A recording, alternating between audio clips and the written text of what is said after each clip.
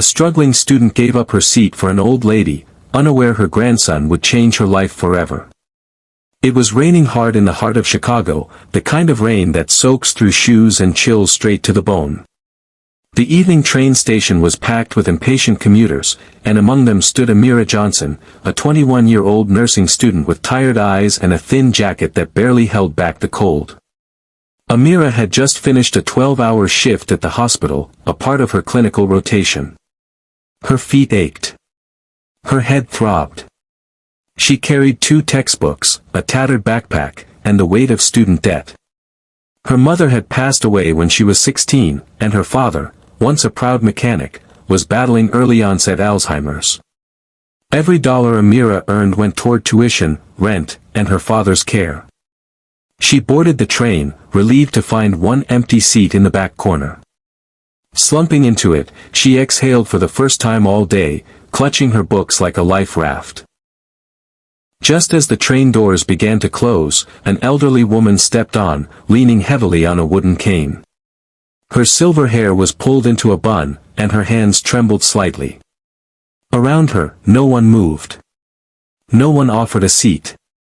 Amira looked down at her aching feet, then looked back up. She stood. "Ma'am, please. You can take my seat." The old woman smiled kindly, surprised and grateful. "Are you sure, dear?" Amira nodded. "Yes, ma'am." The woman sat down, gently, and the two exchanged warm glances as the train sped away. For the next 20 minutes, they rode in silence, the rhythmic sound of the train filling the space between them.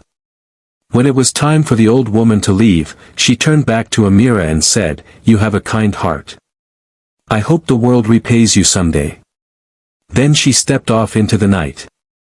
Amira didn't know it then, but that moment, offering her seat to a stranger, would change the trajectory of her life forever. 2 weeks later, Amira received a letter in the mail from her university. She almost tossed it aside, assuming it was another reminder of tuition due. But when she opened it, she froze. "You have been selected for a full academic scholarship and living stipend, awarded by the Willoughby Foundation. Please contact the office to confirm your details."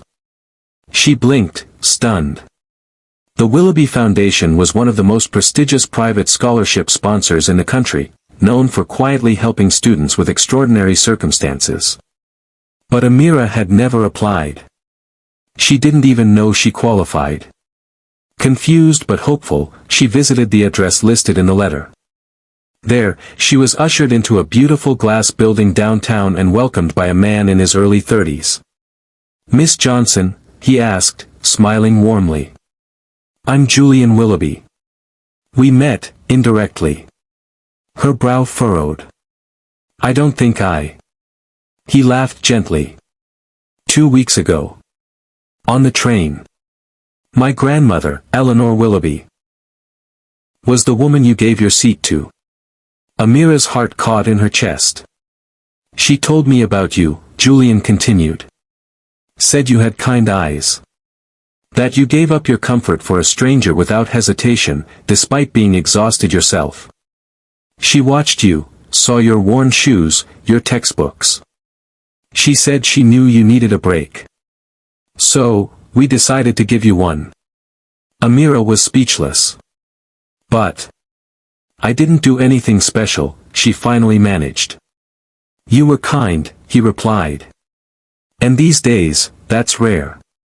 The turning point. With her tuition covered and a living stipend secured, Amira's life transformed almost overnight. She moved into better housing, was able to reduce her work hours, and focused more deeply on her studies. Her father was moved to a better care facility, and his condition stabilized with proper treatment. But more than the financial relief, Amira carried something even greater, hope. That single act of kindness, a gesture that came from instinct, had opened a door she never knew existed. Julian and Amira kept in touch. What started as scholarship meetings became coffee catch-ups, then dinners. Over time, a quiet friendship blossomed into something deeper. Julian was brilliant but grounded, carrying the same values his grandmother cherished. He never saw Amira as a charity case. He saw her strength, her fight, and her warmth. Years later, Amira graduated top of her class. She became a pediatric nurse, known for her compassion and fierce advocacy for underprivileged children. At her graduation ceremony, Julian stood in the crowd, clapping louder than anyone else. And later that evening, as the sunset painted the sky in golds and reds, he took her hand. "Funny how one seat changed everything," he whispered. She smiled, tears in her eyes. "No, kindness did." Closing message. This story is not about luck. It's about the unseen power of kindness, of choosing to be good when the world isn't watching. Amira didn't know anyone was paying attention that night. She wasn't doing it for a reward. She just wanted to do what was right. But the truth is, someone is always watching. And sometimes, the smallest actions ripple into miracles we never saw coming. So, next time you have the chance to be kind, take it. It might just change a life. Maybe even yours.